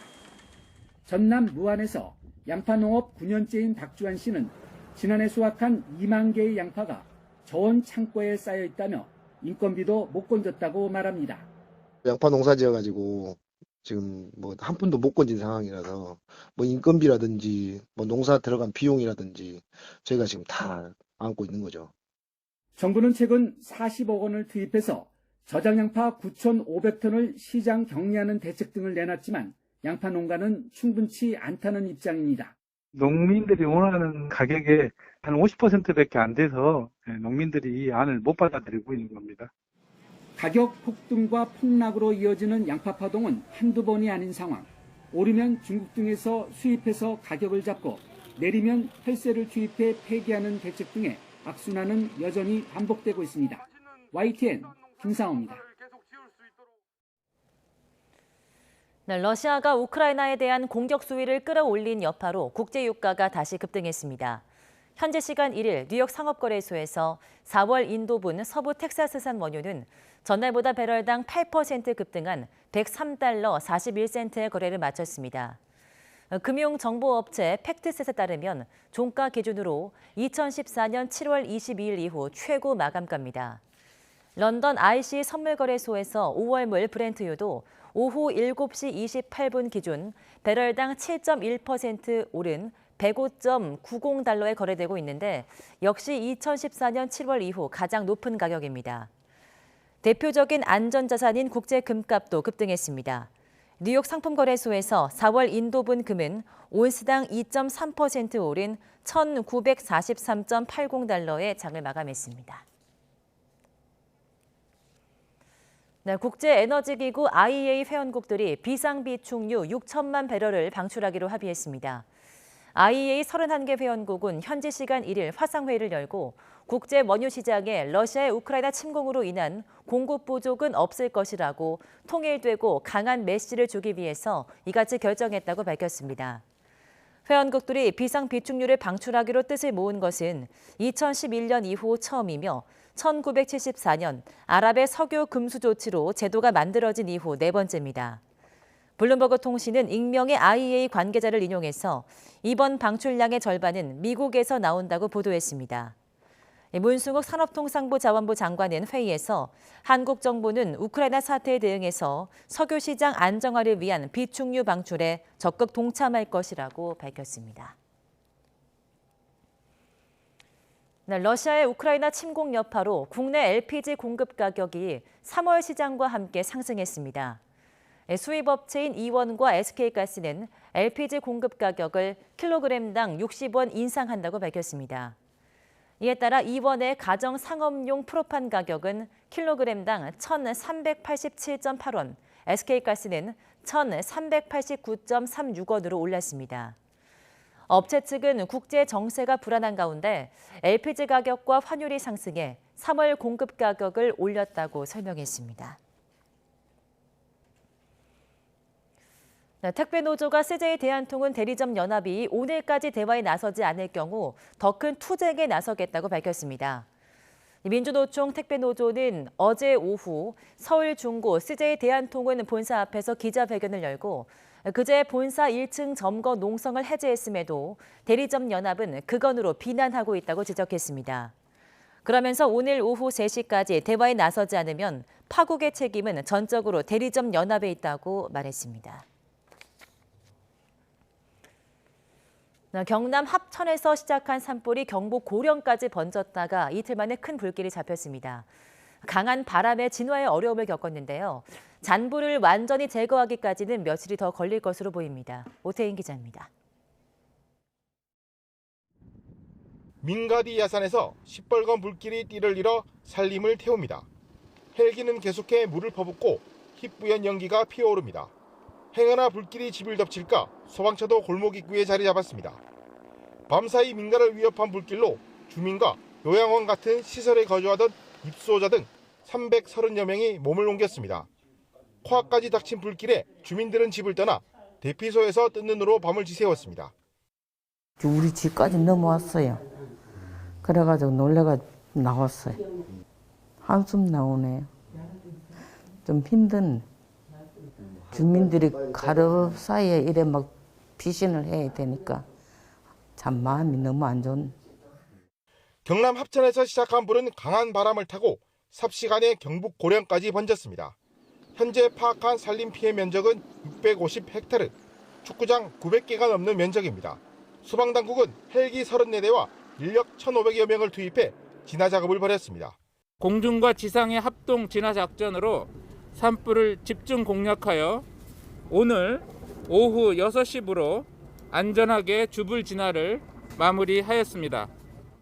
자칫 불이 민가로 확산해 인명피해나 재산피해가 발생할까 봐 경북 인근 시도 5곳에서 70대가 넘는 소방차가 동원됐습니다. 소방차가 전국에서 79대가 동원돼서 민가를 미리 가서 다 진화를 했고요. 그래서 다행히도 인명피해와 재산피해가 현재까지는 하나도 없습니다. 산림당국은 이번 산불이 민가 주변에서 시작된 것으로 추정했습니다. 50년 만에 최악이라는 겨울 가뭄에 피해 면적까지 넓어 잔불을 완전히 끄기까지에는 일주일 정도 걸릴 것으로 산림당국은 전망했습니다.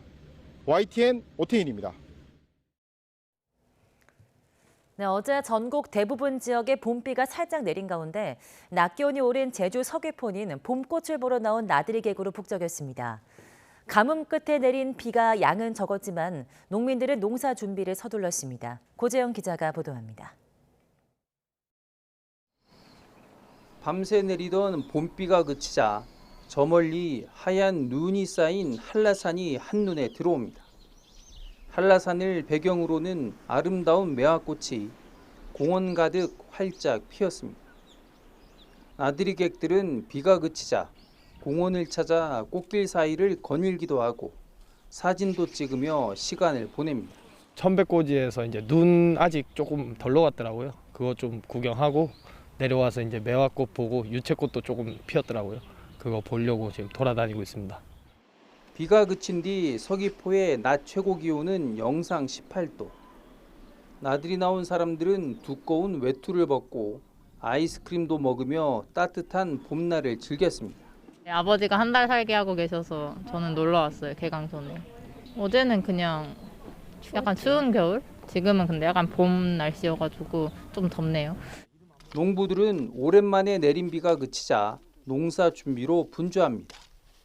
봄이 온 만큼 서둘러 밭고랑을 만들고 비닐도 꼼꼼히 덮으며 올여름 수확할 감자를 심습니다. 가뭄 끝에 고대하던 봄비가 내렸지만 해갈에는 턱없이 부족한 게 아쉽습니다. 하지감자 그 심으려고 지금 저 비닐을 좀 치고 있어요. 비를 맞춰갖고 씌워야 하는데 비가 너무 짧게 왔어요. 춥고 긴 겨울이 지나자 사람들은 움츠린 어깨를 펴고 봄을 즐기고 또 농사 준비에 분주했습니다. YTN 고재영입니다. 오늘 아침 출근길에는 다시 영하권 추위가 찾아왔습니다. 현재 서울 기온은 영하 2.2도로 어제 같은 시각보다 무려 8도나 낮은데요. 한낮에는 다시 예년 수준의 포근한 날씨를 회복하겠지만 일교차가 크게 벌어지겠습니다. 오늘 외출하실 때는 심한 기온 변화에 대비한 옷차림 해주시기 바랍니다. 오늘은 전국적으로 맑은 하늘이 하겠고요. 대기질도 양호하겠습니다. 다만 밤부터 중국발 스모그가 유입되면서 수도권과 충청의 미세먼지 농도가 점차 짙어지겠습니다. 동해안을 비롯한 동쪽 지역은 여전히 건조한 날씨가 이어지고 있습니다. 낮부터는 바람까지 강하게 불 것으로 보이니까요. 작은 불씨가 대형 화재로 번지지 않도록 불씨 관리 잘해주시기 바랍니다. 오늘 아침은 예년보다 춥겠습니다. 현재 서울 기온 영하 2.2도, 대전 영하 2.5도, 광주 0도, 대구는 1.6도를 보이고 있습니다. 낮 기온은 어제와 비슷해 초봄처럼 포근하겠습니다. 서울 8도, 대전 12도, 광주 11도, 부산은 13도가 예상됩니다. 금요일에는 수도권과 영서지방에 또 한 차례 비나 눈이 내릴 전망입니다. 아침까지 강원과 충청, 경북 내륙을 중심으로는 짙은 안개가 끼는 곳이 있겠습니다. 이 지역에 계신 분들은 차간 간격을 넉넉히 두시고 또 속도를 줄여 안전운전 해주시기 바랍니다. 지금까지 서울 상암동에서 YTN 윤수빈입니다.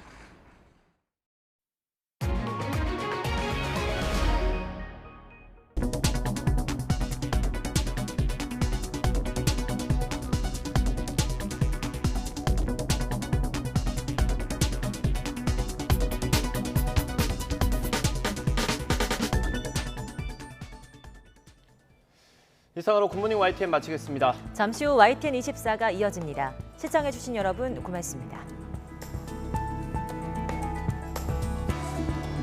고생하셨습니다.